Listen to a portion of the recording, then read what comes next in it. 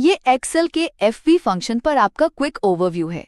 आसान शब्दों में कहें तो ये फंक्शन आपको बताता है कि एक फिक्स ब्याज दर के साथ भविष्य में आपके निवेश की टोटल वैल्यू क्या होगी, चाहे आप हर महीने नियमित किश्तें दे रहे हों या फिर एक साथ एक मुश्त पैसा लगा रहे हों।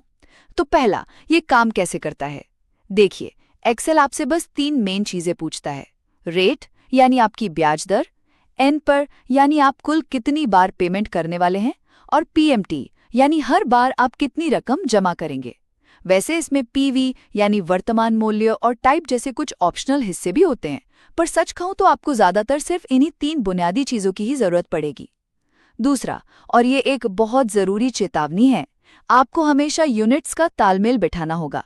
उदाहरण के लिए, अगर आप 12% सालाना ब्याज दर पे हर महीने पैसे जमा कर रहे हैं ना, तो फॉर्मूले में रेट को 12 से डिवाइड करना बिल्कुल मत भूलना।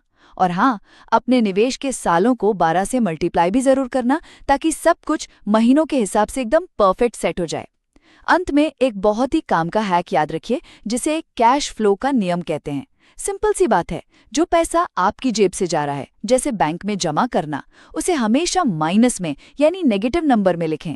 और जो पैसा आपके पास वापस आ रहा है, जैसे कोई लाभांश, उसे बस पॉजिटिव नंबर में ही रहने दें।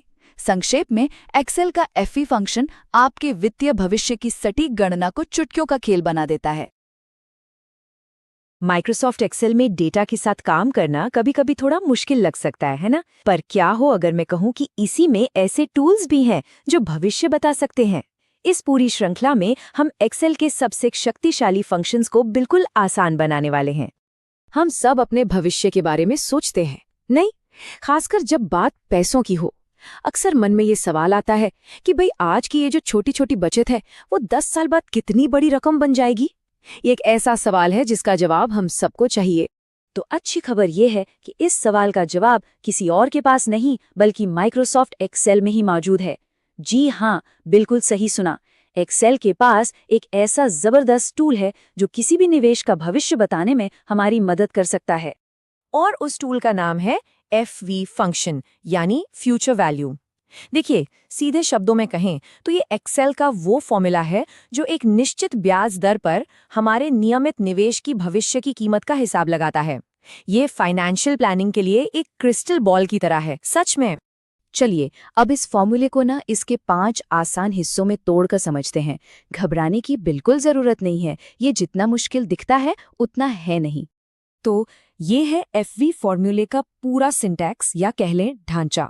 देखने में शायद थोड़ा जटिल लगे, पर ये 5 हिस्से बस 5 खाली बॉक्स की तरह हैं जिनमें हमें सही जानकारी भरनी होती है। चलिए एक एक करके इन्हें समझते हैं। पहला हिस्सा है रेट, यानी ब्याज दर। ये हर पीरियड की ब्याज दर होती है। यहाँ सबसे जरूरी बात ये याद रखनी है कि ये दर पेमेंट पीरियड से मेल खानी चाहिए। मतलब अगर हर महीने पैसे जमा हो रहे हैं तो यहाँ महीने की ब्याज दर डालनी होगी, साल की नहीं। अगला है एन पर, जिसका मतलब है नंबर ऑफ पीरियड्स। ये निवेश की पूरी अवधि में कुल पेमेंट्स की संख्या है। जैसे कि अगर 10 साल तक हर महीने पैसे जमा होते हैं तो एन पर होगा 10 गुना 12 यानी 120। तीसरा हिस्सा है पीएमटी, यानी payment.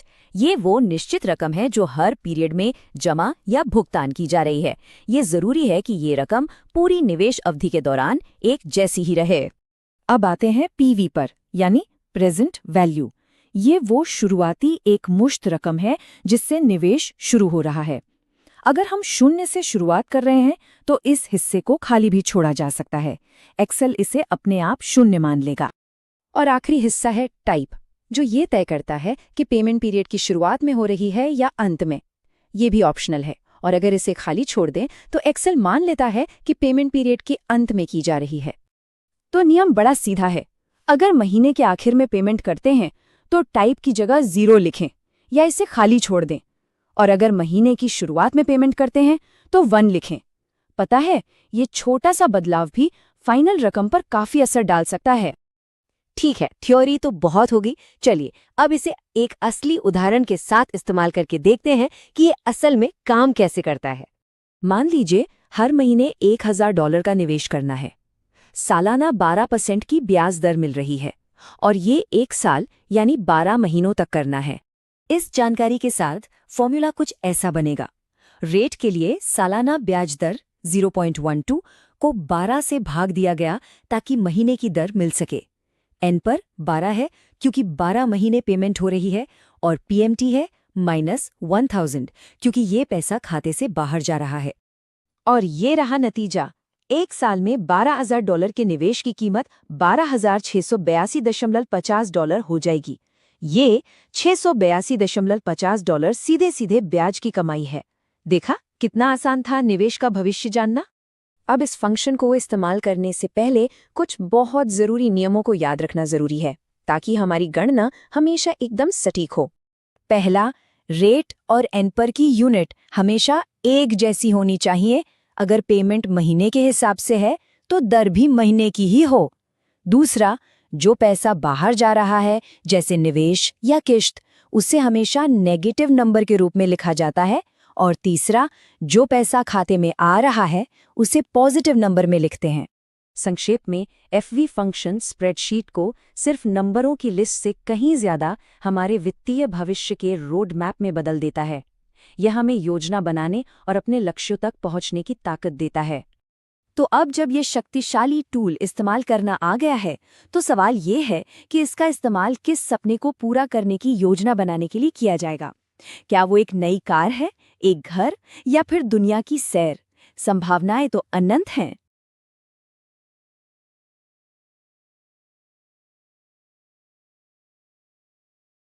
Please remember to like, share and subscribe to our channel. And make sure you click the bell icon too.